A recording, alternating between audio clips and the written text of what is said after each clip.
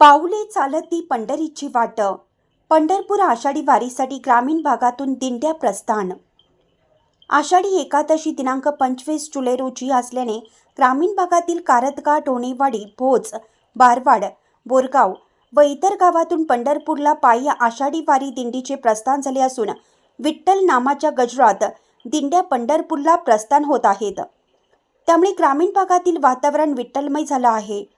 त्यामुळे रस्त्यावर पाऊले चालती पंढरीची वाट हे दृश्य पाहायला मिळत आहे. आषाढी वारीसाठी ग्रामीण भागातील वारकरी व भक्तगण मोठ्या प्रमाणात पायी दिंडीने पंढरपूरला जातात. यंदाही मोठ्या उत्साहाने दिंडी सोहळा जात आहे.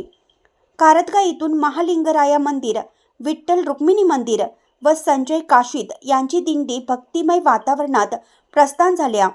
ढोणेवाडीतून सद्गुरू आप्पा महाराज मठामधून आषाढी दिंडीसाठी दिंडी रवाना झाल्या. ठिकठिकाणी दिंड्यांचं स्वागत केलं जात आहे. 5 मैल, नृसिंहवाडी, मिरज, नागस फाटा, जुनोनी, वाटंबरे, सांगोला, मांजरी, खर्डी मार्गे दिनांक 23 रोजी दिंड्या पंढरपुरात दाखल होणार आहेत.